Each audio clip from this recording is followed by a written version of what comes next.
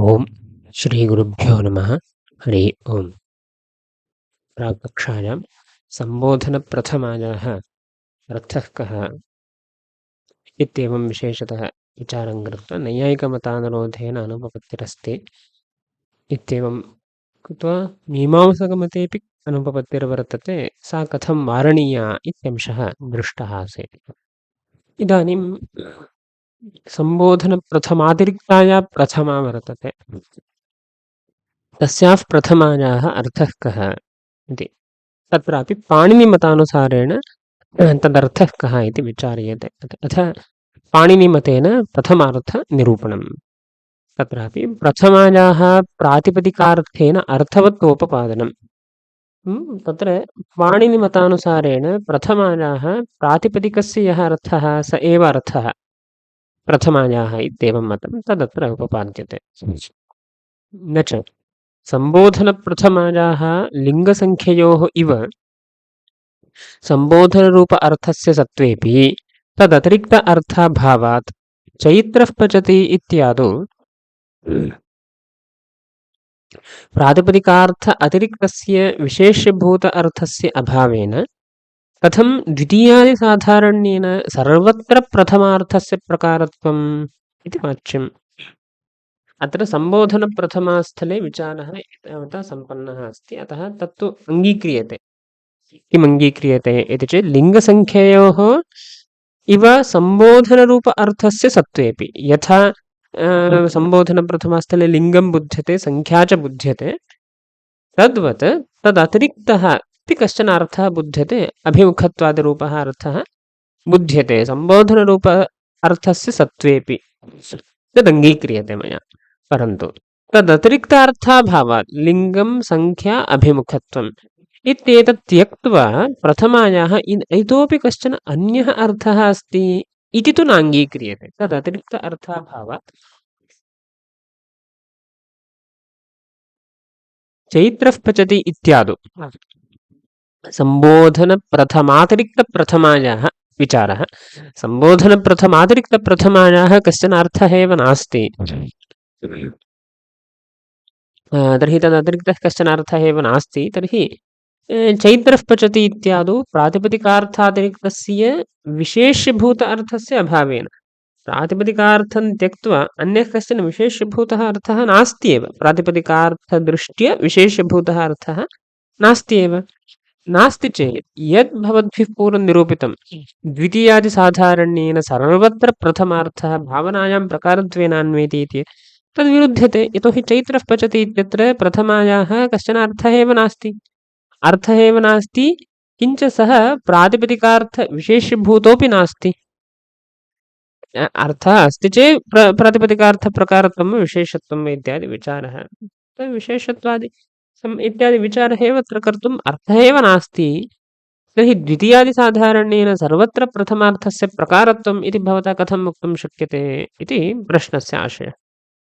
अत्र उच्यते असम्बुद्धिप्रथमायाः अपि अनुशासनबलेन लिङ्गसङ्ख्या व्यतिरिक्त अर्थवाचित्व अवगतेः। यथा सम्बुद्धिप्रथमा लिङ्गसङ्ख्या व्यतिरिक्त अभिमुखत्वादिरूप अर्थवाचिका अस्ति, तद्वत् असम्बुद्धिप्रथमायाः अपि अनुशासनबलेन, अनुशासनं किम् इति चेत् अग्रे प्रदर्श्यते, प्रातिपदिकार्थलिङ्गपरिमाणवचनमात्रे प्रथमा इति। अतः तादृश अनुशासनबलात् लिङ्गसङ्ख्या व्यतिरिक्तः अर्थः प्रातिपदिकार्थः, सोऽपि प्रातिपदिकार्थः एव विभक्त्या बुध्यते इत्यादि उच्यते। तदवगतेः व्यतिरिक्त अर्थवाचत्वम् अस्ति इति अस्माभिः अवधारयितुं शक्यते इति मूले।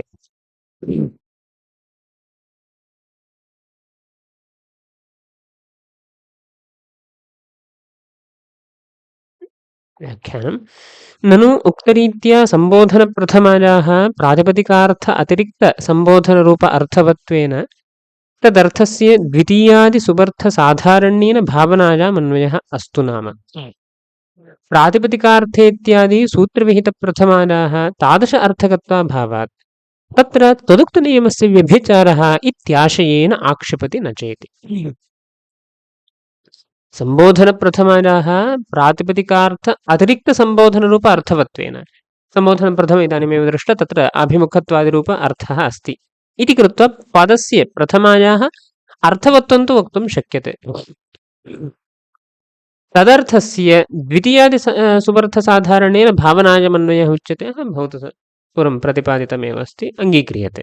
परन्तु प्रातिपदिकार्थे इत्यादि सूत्रविहितप्रथम प्रथम द्विविध सम्बोधनप्रथम प्रातिपदिकार्थलिङ्गपरिमाण इत्यनेन विहिता प्रथम। अत्र प्रातिपदिकार्थ इत्यादि सूत्रविहिताया प्रथम तस्याः तादृशः कश्चन अर्थः एव नास्ति। तर्हि भवदुक्तः यः नियमः, कः नियमः? द्वितीयादिसाधारण्येन सुबर्थस्य भावनायामन्वयः इत्यादि यः नियमः, सः नियमः अत्र व्यभिचरितः भवति किल इत्येवम् आक्षेपः न च इत्यादि। लिङ्गसङ्ख्ययोरिव सम्बोधनप्रथमायाः लिङ्गसङ्ख्ययोरिव इति प्रातिपदिकार्थलिङ्ग इत्यादिना लिङ्गे प्रथमायाः विधानात् तदर्थकत्वं द्व्येकयोर्द्विवचनीकवचने बहुषु बहुवचनम् इति शास्त्रबलात् तस्याः सङ्ख्यार्थकत्वं च सिद्धं तद्वदित्यर्थः। लिङ्गसङ्ख्या इति अर्थः अङ्गीक्रियते। किं तत्र प्रमाणम् इति चेत् प्रातिपदिकार्थलिङ्गपरिमाणवचनमात्रे प्रथम इत्यत्र लिङ्गग्रहणमस्ति। अतः लिङ्गं प्रथमायाः इति अतः लिङ्गे प्रथमायाः विधानं वर्तते इति कृत्वा लिङ्गबोधकत्वं प्रथमायाः स्वीक्रियते। द्व्येकयोर्द्विवचनैकवचने बहुषु बहुवचनमित्यत्र एकवचनस्य एकत्वमर्थः, द्विवचनस्य द्वित्वमर्थः, बहुवचनस्य बहुत्वमर्थः इत्येवं रूपेण शास्त्रबलात् तस्याः सङ्ख्यार्थकत्वमपि अङ्गीक्रियते इति। अतः लिङ्गसङ्ख्ययोः इव इति तद्वत् यथा लिङ्गसङ्ख्ययोः प्रमाणबलेन नाम लिङ्गसङ्ख्यबोधः प्रथमया बोधः स्वीक्रियते तद्वदत्रापि इति। सम्बोधनरूप अर्थस्य सत्त्वेपि तत्र किं प्रमाणं? सम्बोधने च इति शास्त्रबलादः सम्बोधनरूप अर्थवत्वेपि इति। अनेन सूत्रेण सम्बोधनमपि प्रथमायाः अर्थः इत्येवम् अवगम्यते।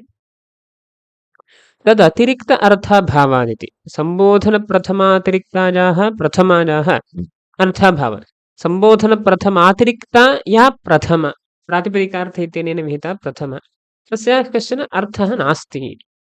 लिङ्गसङ्ख्या इत्यादिकं भवति, परन्तु तत्र कश्चन अर्थः नास्ति, अन्यः कश्चन अर्थः नास्ति इत्येवं। विशेष्यभूत अर्थस्य इति प्रातिपदिकार्थचैत्रापेक्षया विशेष्यभूतस्य इत्यर्थः।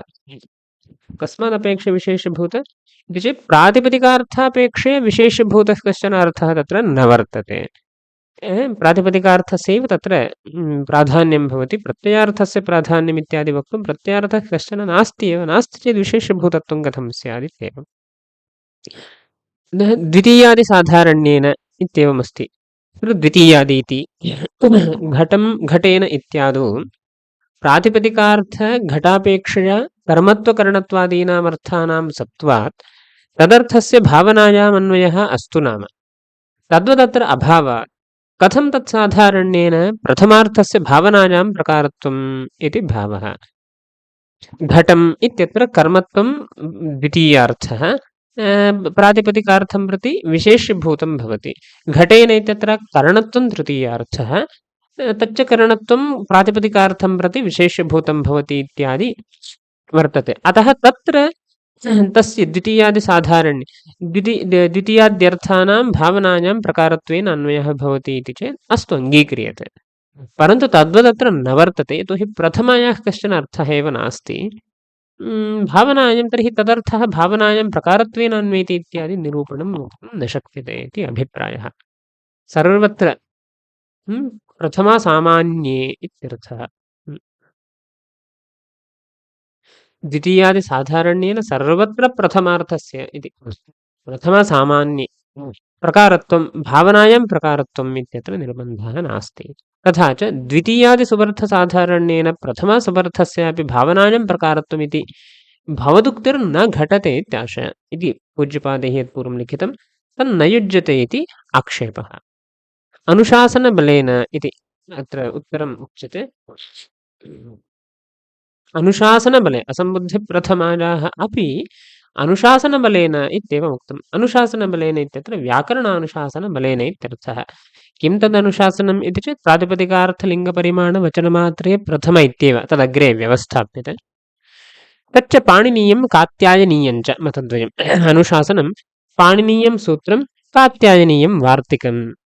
पाणिनीयं सूत्रम् अभिप्रेत्य इदं प्रकरणं, कात्यायनीयं वार्तिकम् अभिप्रेत्य अग्रिमं प्रकरणम्। अग्रे पुनः प्रकरणान्तरमायाति इति। लिङ्गसङ्ख्या व्यतिरिक्तेति स च अर्थः पाणिनीमते चैत्रादिः प्रातिपदिकार्थः स एव प्रथमवाच्यः। कात्यायनमते अभिहितकर्तृत्वादिः इति विवेकः। लिङ्गसङ्ख्या व्यतिरिक्तः कश्चन अर्थः अस्ति इति। कः अर्थः इति चेत् पाणिनिमतानुरोधेन प्रातिपदिकस्य यः अर्थः स एव प्रत्ययस्य प्रथमायाः अर्थः। अतः चैत्रादिरेव प्रथमायाः अर्थः। कात्यायनमतानुसारेण किं भविष्यति, कर्तृत्वम् अभिहितकर्तृत्वम् अभिहितकारकं तत्र प्रथमायाः अर्थः भवति। एवम् अस्ति स्थितिः। इदमग्रे सर्वं व्यवस्थाप्यते।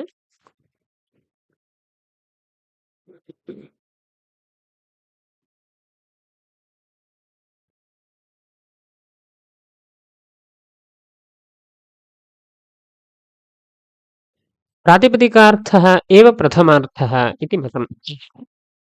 तथा हि पाणिनिमतं तावत् प्रातिपदिकार्थलिङ्गपरिमाणवचनमात्रे प्रथमा इति सूत्रात् प्रातिपदिकार्थः एव। इदं पाणिनीयमतं सूत्रम् अष्टाध्याय्यां द्वितीयाध्याये तृतीये पादे वर्तते।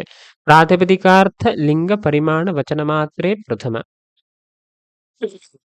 प्रथमायाः एतावन्तः अर्थाः सम्भाव्यन्ते इति। अतः इति सूत्रात् प्रातिपदिकार्थः एव। प्रातिपदिकार्थः एव इत्यस्य कः अर्थः, तत्र लिङ्गाधिक्ये परिमाणाधिक्ये वचने बोधनीयेपि प्रथमा भवति इत्येवं निरूप्यते। लिङ्गाधिक्ये कृष्णः इत्येवम् उच्यते तत्र। अनन्तरं परिमाणं द्रोणो व्रीहिः, वचनमित्यत्र एकः इत्यादि उदाहरणानि भवन्ति तत्र। कृष्णः श्रीः इत्यादौ लिङ्गे उदाहरणमस्ति। कृष्णः श्रीः इति न, लिङ्गस्थले तटः तटी तटम् इत्याद्युदाहरणं, परिमाणे द्रोणो व्रीहिः इत्येवं तत्र उदाहरणानि वर्तन्ते। अस्माकं मुख्यः विषयः इदानीं प्रातिपदिकार्थमादाय वर्तते। इत्येवम् अन्येपि अर्थाः वर्तन्ते। प्रातिपदिकस्य यः अर्थः सः कदाचित् लिङ्गाधिक्ये परिमाणाधिक्ये इत्यादिकमपि भवति। तर्हि अत्र पूज्यपादैः प्रातिपदिकार्थः एव इति कथमुच्यते इति सूत्रात् प्रातिपदिकार्थोऽपि कदाचित् लिङ्गमपि कदाचित् परिमाणमपि कदाचित् वचनमपि इति चेत् तत्र भवतु नाम। परन्तु इदानीं विशेषतः अस्माकं कश्चन अर्थः एव नास्ति इति पूर्वपक्षेण आक्षिप्तं। प्रातिपदिकार्थः एव अर्थः भवति इत्यनेन प्रातिपदिकार्थः एव प्रथमायाः अर्थः प्रसिद्धः इत्येवं।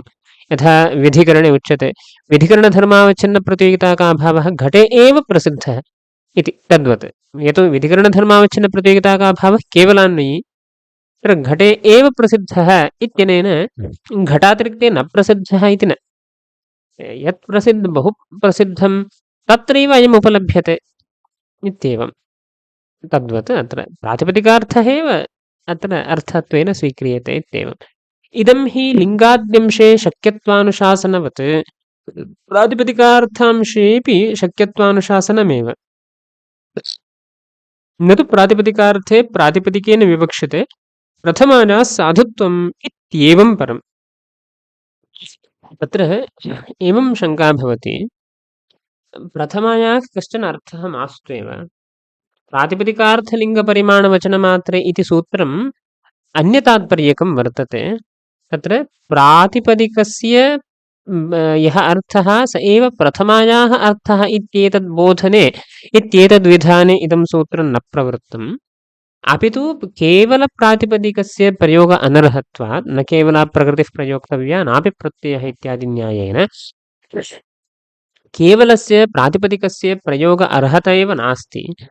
अतः तादृशप्रयोग उपपादनार्थं केवलस्य प्रातिपदिकस्य प्रयोग अनर्हतया प्रयोगसाधुत्वसिद्ध्यर्थं प्रथमायाः प्रयोगः कर्तव्यः इति। अतः प्रातिपदिकार्थः एव यत्र प्रातिपदिकेन विवक्षितः, प्रातिपदिकार्थ अतिरिक्त अर्थः कश्चन तत्र न भवति। अतः तत्र पुनः केवलप्रातिपदिकस्यैव प्रयोगः स्यात्। यथा इदानीं घटमानय इत्यादिषु स्थलेषु घटस्य कर्मत्वं विवक्षितं। घटमानय इत्यस्मिन् स्थले कर्मत्वं विवक्षितम्। अतः तत्र किं भविष्यति, घटापेक्षया अतिरिक्तः अर्थः विवक्षितः अस्ति इति कृत्वा तत्र द्वितीया विभक्तिर्युज्यते। तद्वत् अत्र न, यतोहि तत्र प्रातिपदिकस्य प्रातिपदिकार्थापेक्षया अतिरिक्तः, प्रातिपदिकस्य इति मास्तु, प्रातिपदिकार्थापेक्षया अतिरिक्तः अर्थः कदाचित् न विवक्षितः भवति। यदा प्रातिपदिकार्थापेक्षया अतिरिक्तः अर्थः न विवक्षितः भवति तत्काले तत्र कस्यापि विभक्ते कस्याः अपि विभक्तेः प्रसक्तिर्नास्ति। प्रसक्तिर्नास्ति इति कृत्यैव केवलस्य प्रातिपदिकस्य प्रयोगः आपद्येत, तत्तु नेष्यते इति कृत्वा, नाम असाधुप्रयोगस्य। अतः तत्र साधुत्वसिद्ध्यर्थमेव प्रथमा प्रवर्तते इत्येवम्। अतः प्रातिपदिकार्थलिङ्गपरिमाणवचनमात्रे इत्यस्य कः अर्थः, प्रातिपदिकार्थस्य एकस्यैव प्रातिपदिकेन बोधे सति अन्यस्य अर्थस्य बोधे तथा किञ्चित् इदं नास्ति प्रातिपदिकेन इति सामान्यतः तादृश अर्थस्य किञ्चित् तत्र कारकादिसम्बन्धः न विवक्षितः, तर्हि प्रातिपदिकार्थः एव विवक्षितः, अन्यः कश्चन नैव विवक्षितश्चेत् तस्यामवस्थायां तत्पदस्य साधुत्वसिद्धिः कदा भवति, प्रत्ययसद्भावेव। अतः इदं सूत्रं तत्रापि प्रत्ययः अपेक्षते इति बोधयति। अन्यथा पदस्य साधुत्वं न स्यात्, अर्थान्तरं न विवक्षितम्। अर्थान्तरस्य यदि विवक्षा नास्ति प्रत्ययः नैव भवति। अतः प्रत्ययाभावे साधुत्वं न स्यात्। अतः अर्थान्तराभावेपि अत्र तु प्रत्ययः कर्तव्यः एव इत्येवम् अभिप्रायेण इदं सूत्रं भवतु इत्येवं शङ्का। इदं हि सूत्रं तस्य उत्तरमुच्यते।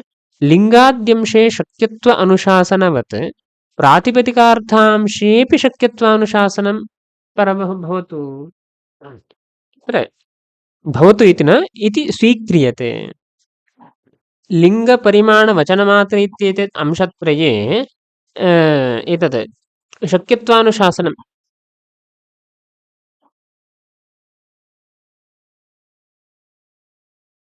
प्रथमायाः लिङ्गमर्थः इत्यत्र किं प्रमाणम् इति चेत् प्रातिपदिकार्थलिङ्गपरिमाणमिति वक्तव्यम्।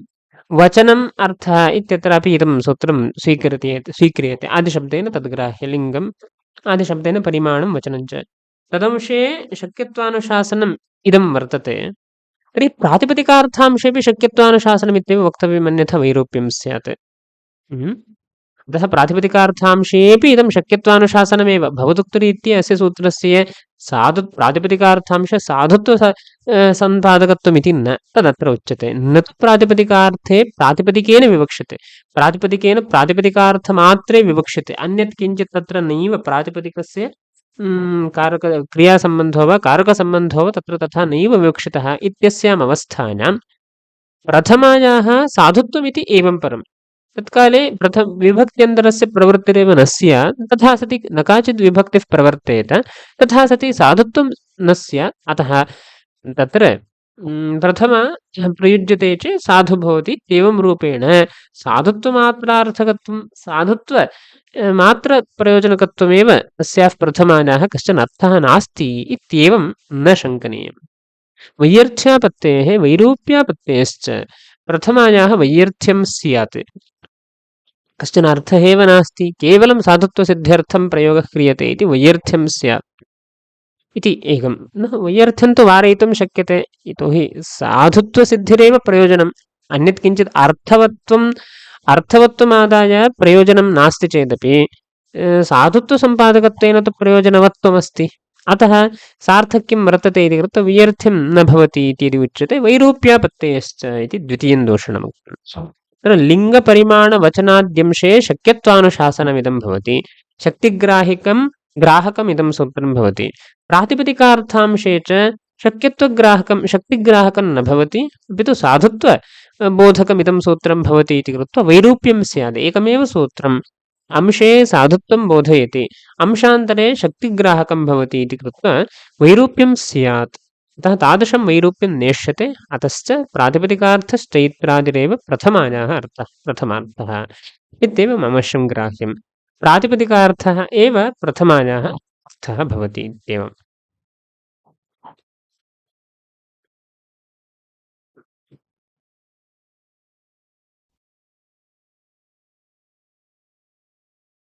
प्रथमं पाणिनिमतेन प्रथमार्थं निरूपयति, तथा हि पाणिनिमतं तावत् इत्यादिना प्रथमार्थनिष्कर्षः इत्यन्तेन ग्रन्थेन प्रथमतः पाणिनीयमतं निरूप्यते।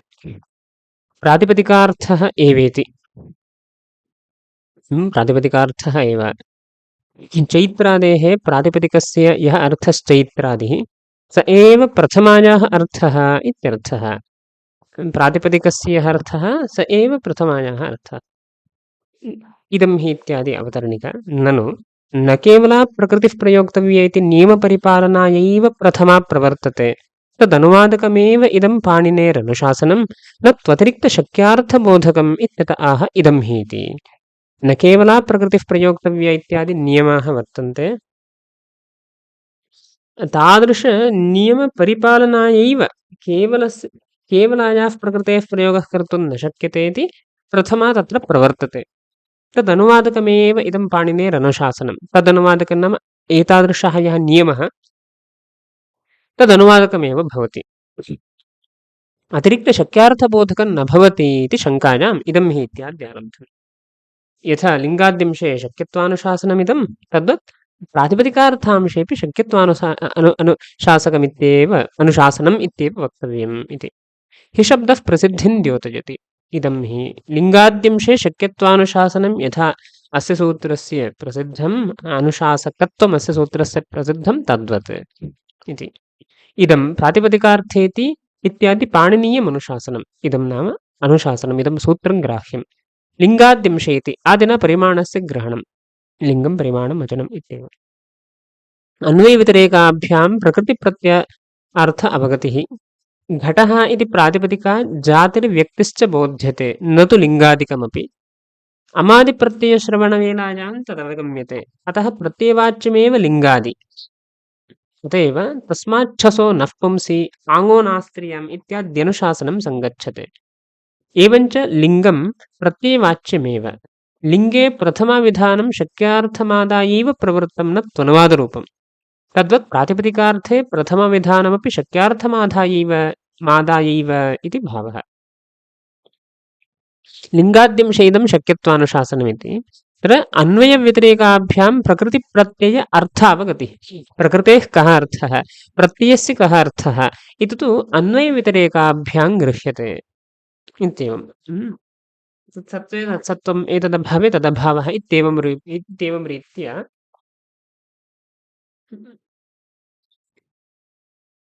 अन्वयव्यतिरेकाभ्यामेव प्रकृतिप्रत्ययोः अर्थस्य निश्चयो भवति।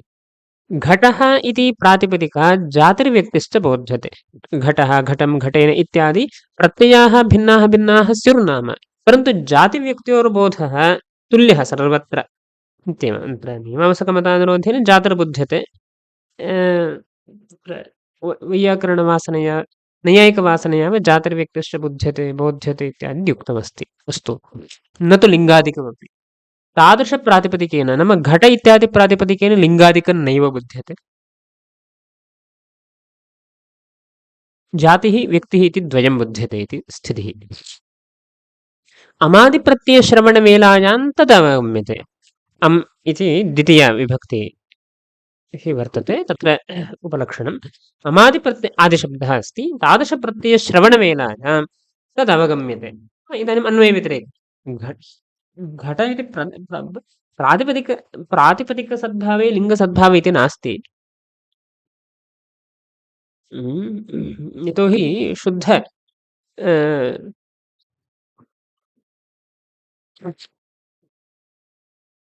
घटपटमठशाटिकाः इत्यत्र तथा लिङ्गं नावगम्यते। घटस्य घटपटमठशाटिकाः इत्युच्यते च अन्ते तु स्त्रीलिङ्गमस्ति। घटपटमठ शाटिकासु इत्येवमुच्यते चेत् पुनः तत्र स्त्रीलिङ्गमस्ति। घटपदं वर्तते, तत्र घट्पदस्य पुंस्तबोधस्तु न भवति इत्येवं।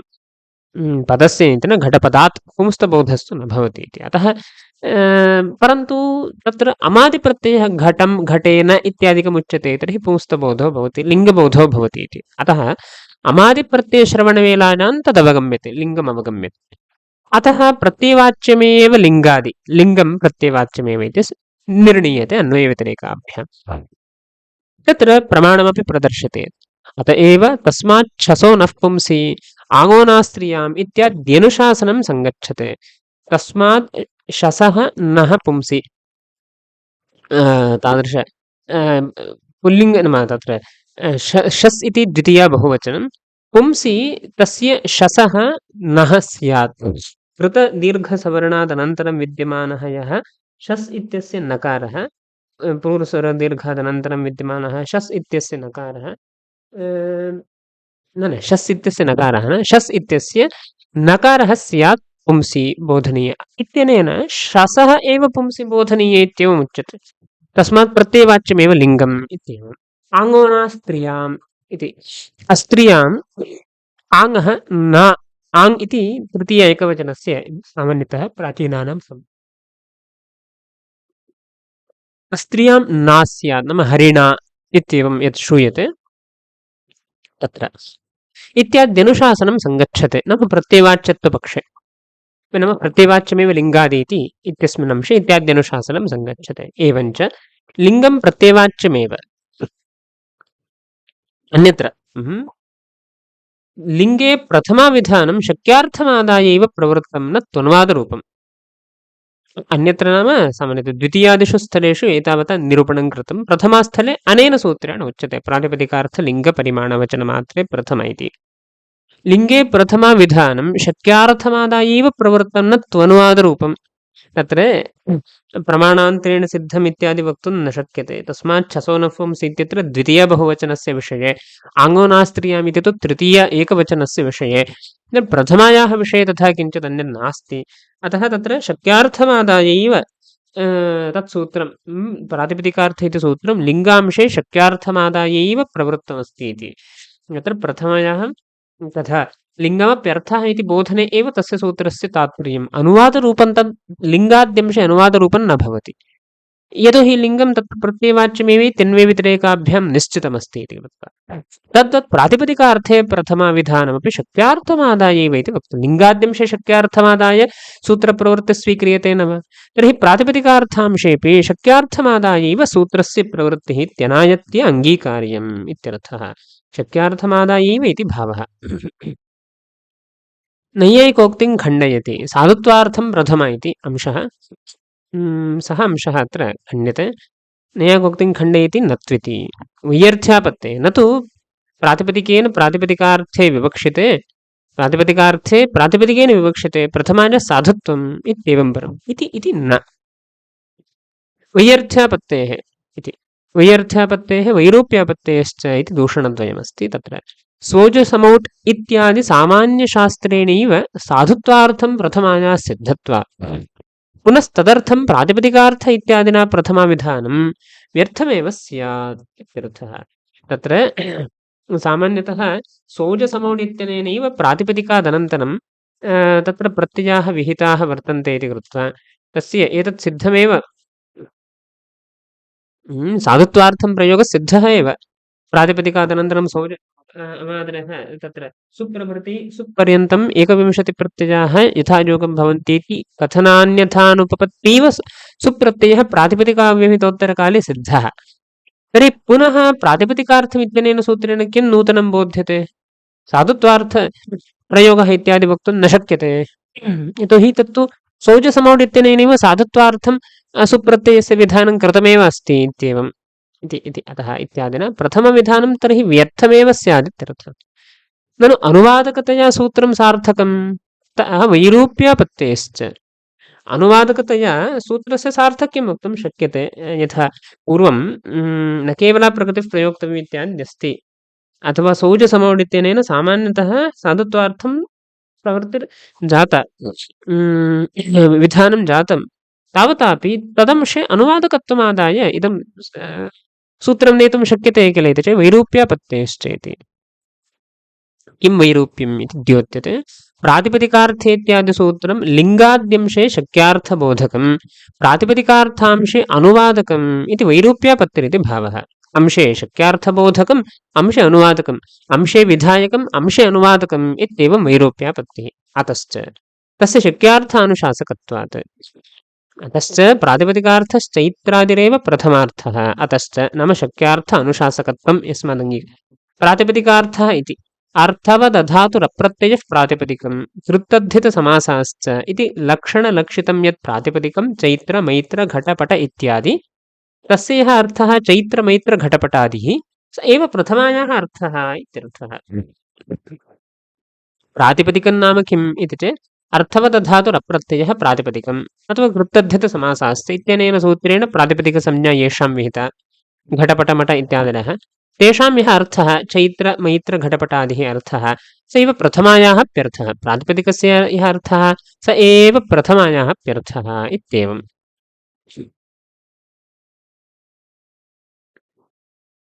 पुनः प्रथमायाः साधुत्वार्थत्वखण्डनं न चैवमपि तस्य प्रातिपदिकेनैव बोधसिद्धेः प्रथमायास्तदंशे साधुत्वार्थम् अनुवादकतया न प्रथमार्थस्य अन्यत्र प्रकारता इति वाच्यम्।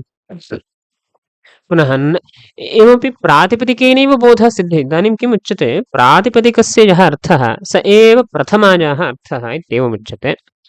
तर्हि प्रातिपदिकस्य यः अर्थः स एव प्रथमायाः अर्थः इति यदि उच्यते तर्हि प्रातिपदिकेनैव प्रातिपदिकार्थस्य बोधो जातः तर्हि प्रथमा पुनः किमर्थं तत्र अपेक्षते द्विरुक्तिः स्यात् किल इत्येवम् अभिप्रायेण। एवमपि तस्य अर्थवत्वं भवता उपपादितं परन्तु तस्य अपेक्षा अस्ति वा इति विचारः। प्रातिपदिकेनैव तस्य बोधः सिद्ध्यति तस्य अर्थस्य बोधः प्रातिपदिकेनैव यदि सिद्ध्यति चेत् प्रथमायास्तदंशे साधुत्वार्थम् अनुवादकतया यस्मात् भवदुक्तवैरूप्यं तु अस्ति वैरूप्यं न निराकुर्मः परन्तु वैरूप्यमपि तत्र अनायत्य आपन्नमस्ति इति उच्यते। किमर्थं प्रातिपदिकार्थः यदि प्रथमायाः वाच्यार्थः स्यात् तर्हि प्रातिपदिकेनैव सः अर्थः बुद्धः प्रथमायाः पुनः तादृशार्थबोधने द्विरुक्तिः स्यात्। प्रातिपदिकेनापि बोधः प्रत्ययेनापि बोधः इत्यादि द्विरुक्त्यादि दोषः भवेत्। अतः किं स्वीकर्तव्यम् तदंशे साधुत्वार्थकत्व अनुवादकतया प्रथमा प्रातिपदिकेन प्रातिपदिकार्थः यदा विवक्ष्यते प्रातिपदिकार्थमात्रं यदा विवक्ष्यते तत्कालेपि प्रथमा तत्र साधुत्वार्थं भवति इत्येवम् अनुवादकत्वमेव युज्यते। अतः लिङ्गाद्यंशे शक्यत्वबोधकं भवतु शक्यत्वविधायकं भवतु परन्तु एतदंशे किमंशे प्रातिपदिकार्थांशे च इदं सूत्रम् अनुवादकमित्येव वक्तुं शक्यते। अंशे विधायकत्वम् अंशे अनुवादकत्वं चेदपि दोषो नास्ति यस्मात् व्यर्थता अस्ति। एकेनैव प्रातिपदिकेनैव बोधसिद्धे पुनः प्रथमया अपि प्रातिपदिकार्थः बुध्यते चेत् व्यर्थं स्यात्। व्यर्थवारणार्थमेव किं स्वीक्रियते वैरूप्यमप्यङ्गीक्रियते इति। अतः न प्रथमार्थस्य अन्यत्र प्रकारता इति भवतु चेत् तत्र उच्यते प्रातिपदिकस्यैव प्रथमार्थविशेषतात्पर्यग्राहकत्वाङ्गीकारेण प्रथमार्थस्य अन्यत्र प्रकारत्वे बाधकाभावात् किमुच्यते प्रातिपदिकस्यैव प्रथमार्थविशेषतात्पर्यग्राहकत्वम् अङ्गीक्रियते। प्रातिपदिकेनैव बोधसिद्धे इत्युक्तं सम्यक् परन्तु प्रथमायाः अर्थविशेषः कः प्रातिपदिकार्थः प्रथमायाः अर्थः कोऽसौ विशेषः इति जिज्ञासायां प्रातिपदिकेन विशेषसमर्पणं क्रियते। प्रातिपदिकस्य प्रथमार्थः कः इति चेत् प्रातिपदिकार्थः सामान्यतः अवधार्यते। प्रातिपदिकार्थः पुनः कः इति विशेषजिज्ञासा भवति। तादृश प्रथमार्थस्य या विशेषजिज्ञासा तादृशजिज्ञासायां तात्पर्यग्राहकं प्रातिपदिकं भवति इति कृत्वा इति स्वीकर्तुं शक्यते। अतः दुरुक्त्यादिवारणं सम्भाव्यते। अतः प्रथमार्थस्य अन्यत्र प्रकारत्वे किञ्चित् बाधकं नास्ति इति। अतः इदं प्रातिपदिकार्थांशे शक्यत्वबोधकमेव सूत्रं भवति इति। इतरथा सुबर्थप्रकारकशाब्दबुद्धित्वावच्छिन्नं प्रति धात्वादिपदजन्योपस्थितिः कारणम् इत्येवं विधकार्यकारणभावे प्रथमातिरिक्तत्वप्रवेशे गौरवात् सुबर्थप्रकारक शाब्दबुद्धित्वावच्छिन्नं प्रति नाम सुबर्थनिष्ठप्रकारतानिरूपित प्रकारतानिरूपितविशेष्यतासम्बन्धेन शाब्दबुद्धित्वावच्छिन्नं प्रति धात्वादिपदजन्य उपस्थितिः कारणम् इत्येवं कार्यकारणभावः कल्पनीयः। परेषां मते सुबर्थानां तत्र धात्वर्थे अन्वयः वर्तते इति कृत्वा धात्वादिपदजन्य उपस्थितिः कारणमित्येवं विधः कार्यकारणभावः स्वीकर्तव्यः अस्ति। तत्र प्रकार इत्यत्र प्रातिपदिकार्थस्थले व्यभिचारः स्यात्। यतोहि तत्र सुबर्थ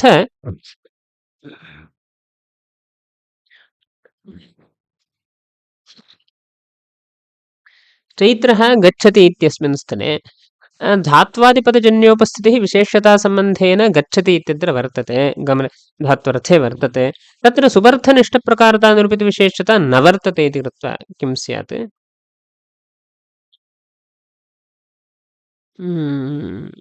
दोषः स्यात्।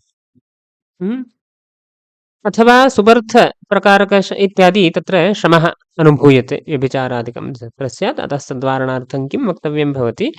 सुबर्थ इत्यत्र अतिरिक्तः यः सुप्रत्ययः तदर्थप्रकारकशाब्दबुद्धित्वावच्छिन्नं प्रति धात्वादिपदजन्योपस्थितिः कारणमित्येवं कार्यकारणभावः परिष्कर्तव्यः स्यात्। तत्र प्रथमातिरिक्तत्वं प्रवेशनीयं भवति। प्रथमातिरिक्तत्वस्य यदि प्रवेशः न क्रियते तर्हि तत्र एवं पुनः श्रमः भवति। इत्येवम् अभिप्रायः। व्यभिचारादिकं स्यात् व्यापकरूपेण तत्र तथा निरूपणं कृतमस्ति इति कृत्वा।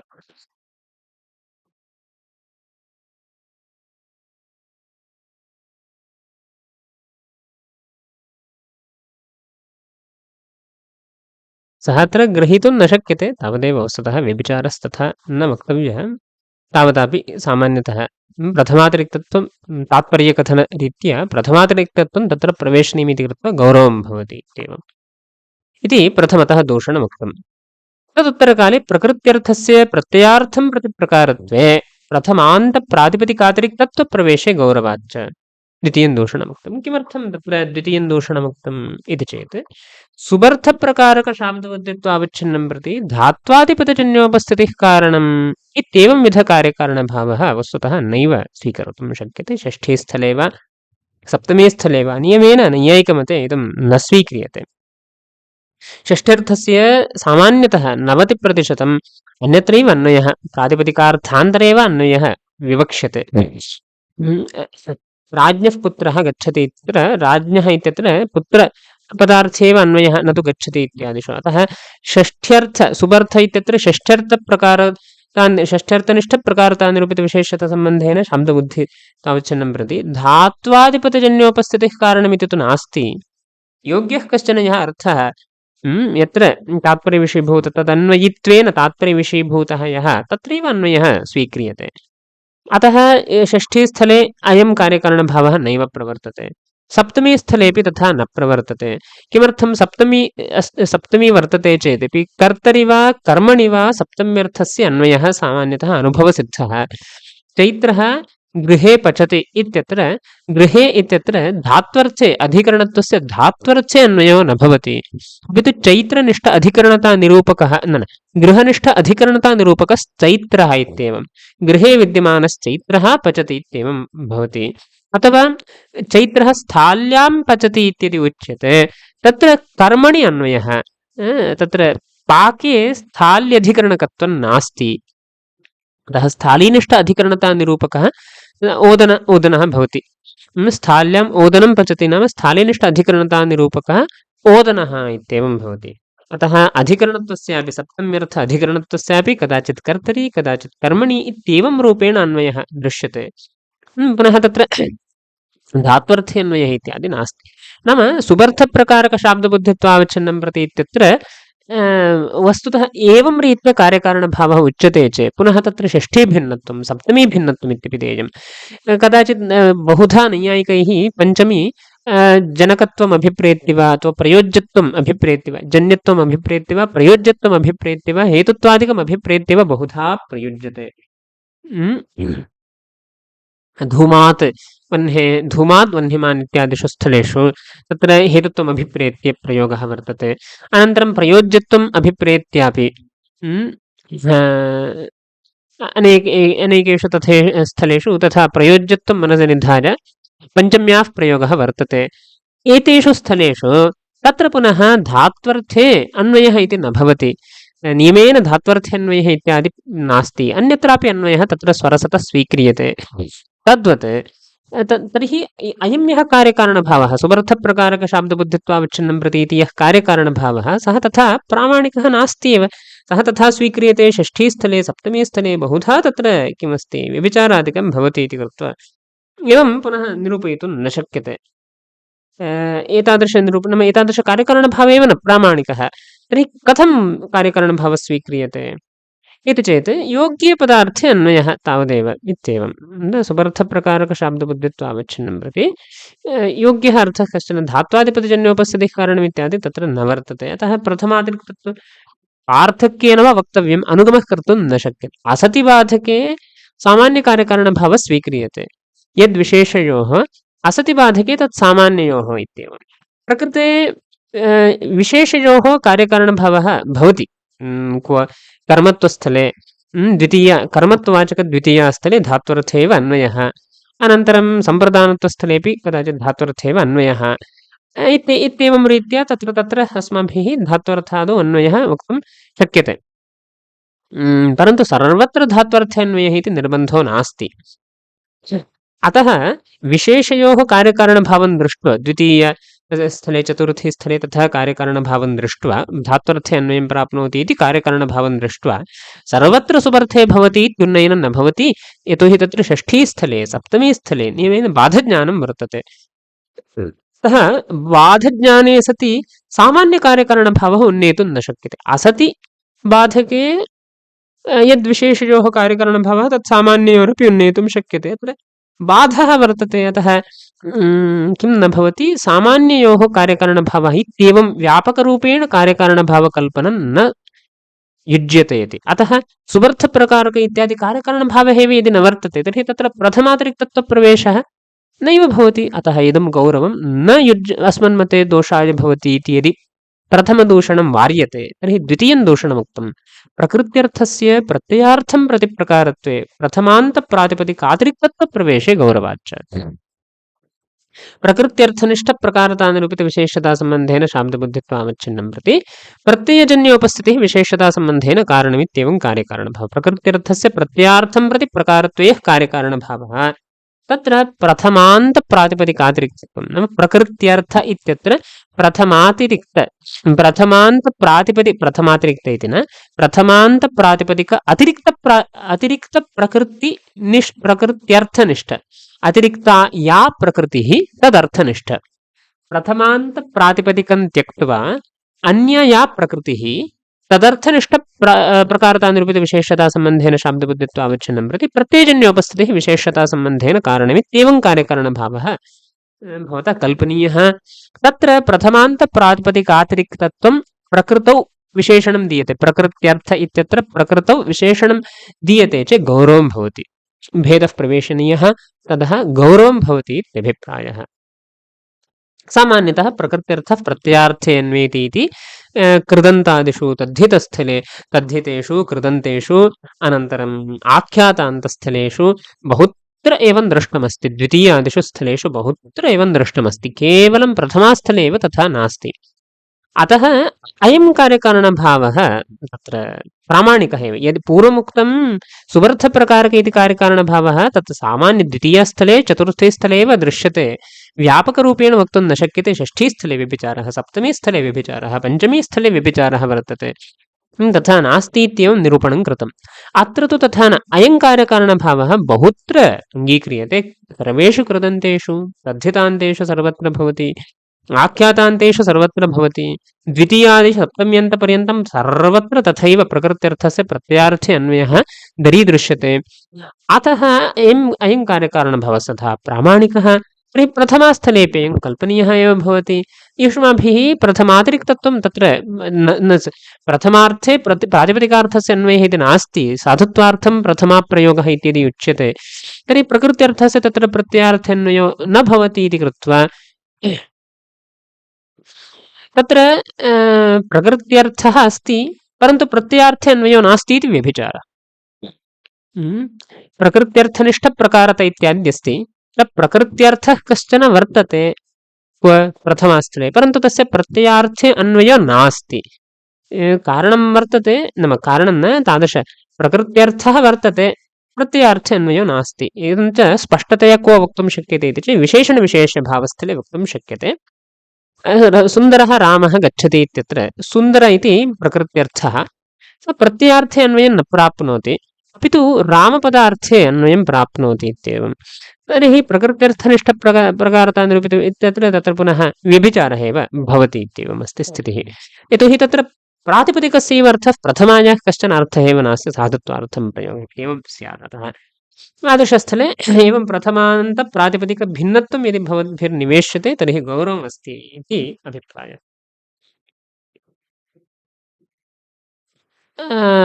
अतः एवं दूषणं तावत् तत्र द्वितीयं दूषणम् उक्तम्। इदमपि तत्र आवश्यकं नास्ति, अन्यत्र बहुत्र तथा दृष्टं चेदपि अत्रापि व्यापकरूपेण किं न भवति, अयमपि कार्यकारणभावः वक्तुं न शक्यते। तत्र नैयायिकमते विशेषणविशेष्यभावस्थले अस्य नियमस्य भङ्गः दृष्टः।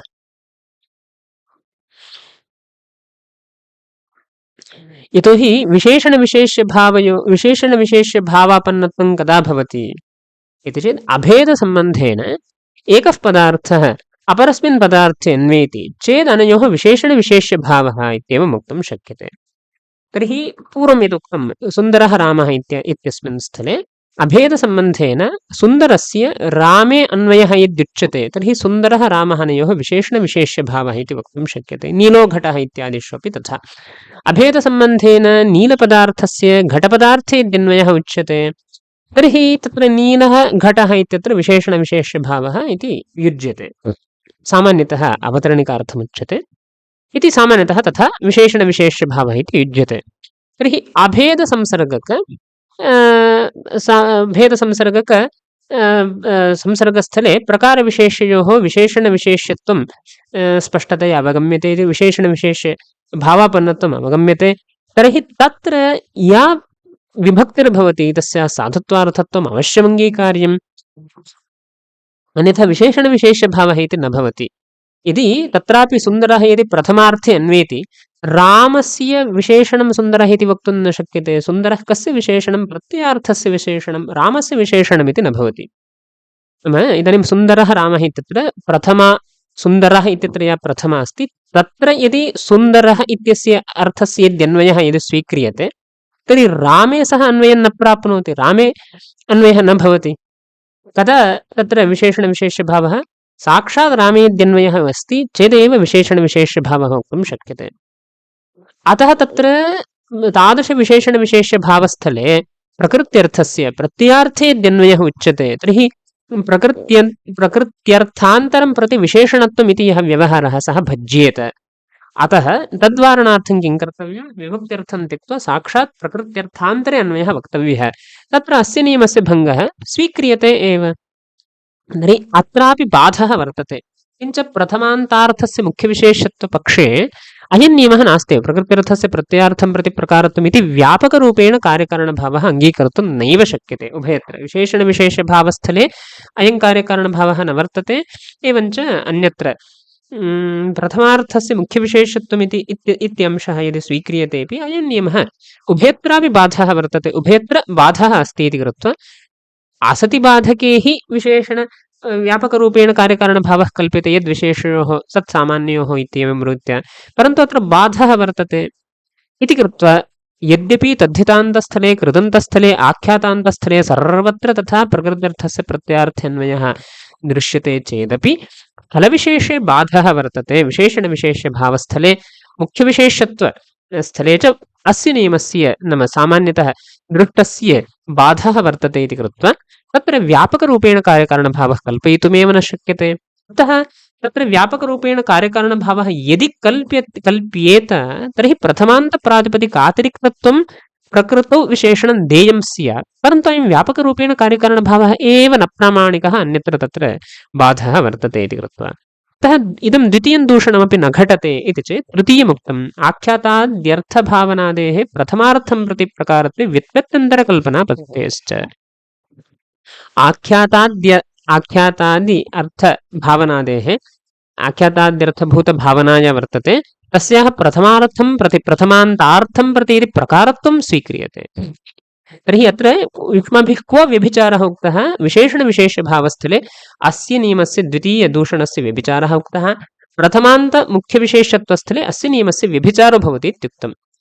अस्तु, प्रथमान्तस्थले अयं नियमः व्यभिचरितः इत्यदि उच्यते, विशेषणविशेषभावस्थले कालान्तरे पश्यामः। विशेषणविशेषभावस्थले अग्रेव उपपाद्यते। नीलोघटः इत्यत्र विशेषणविशेषभावः कथम् उपपादनीयः इत्येवम् उच्यते अग्रे। इदानीं यद् अन्ते दूषणमुक्तं, प्रथमान्तस्थलेपि अयं नियमः, प्रथमान्तस्य मुख्यविशेषत्वस्थलेपि अयं नियमः व्यभिचरितः इति चेत् तत्र दूषणमुच्यते। आख्याताद्यर्थभूताया भावना तस्याः प्रथमार्थं प्रति प्रथमान्तार्थं प्रति यदि युष्माभिः प्रकारत्वं स्वीक्रियते व्युत्पत्त्यन्तरं कल्पनीयं स्यात्। भावना मुख्यविशेषत्वपक्षे एते दोषाः उक्ताः, व्युत्पत्त्यन्तरं, कीदृशव्युत्पत्त्यन्तरम् इत्यादि दोषाः उक्ताः। ते दोषाः पुनः अत्र आपतन्ति इत्येवम्। इति कृत्वा अवश्यं प्रकृत्यर्थं प्रत्ययार्थन्वेति इत्यवश्यम् अङ्गीकारः। विशेषणविशेषभावस्थले कालान्तरे व्यवस्थापनं कुर्मः। अत्र प्रथमान्तस्थले अयं नियमः व्यभिचरितः इति, प्रथमान्तस्थले यदि युष्माभिरस्य नियमस्य व्यभिचारः क्रियते बहुधा व्युत्पत्तयः कल्पनीयाः स्युः। तदपेक्षया तत्र भावनायाः मुख्यविशेषत्वे एव युज्यते, प्रथमान्तार्थस्य मुख्यविशेषत्वं नापेक्षते, व्युत्पत्त्यन्तरकल्पनाप्रयुक्तगौरवमस्ति इति। अतः अयम् एतादृशदोषाः वर्तन्ते इति कृत्वा प्रकृत्यर्थस्य प्रत्यार्थं प्रति प्रकारत्वम् इति नियमः प्रामाणिकः। व्यापकरूपेण कार्यकारणभावः कल्पयितुं शक्यते चेत् सस्य भङ्गः तत्र भवद्भिः एतादृश अतिरिक्तत्वादिप्रवेशः कर्तव्यः इति कृत्वा गौरवं समस्त्येव। अतः तात्पर्यग्राहकत्वम् अङ्गीकर्तव्यम् इत्यादि विचारः न युज्यते इत्येवं प्रथमायाः प्रातिपदिकार्थः एव अर्थः, साधुत्वार्थं प्रयोगः इति तु नास्ति इति साधितं भवति इति। अग्रे व्याख्यानमस्ति, तदग्रिमकक्षायां पश्यामः। नमस्कारः।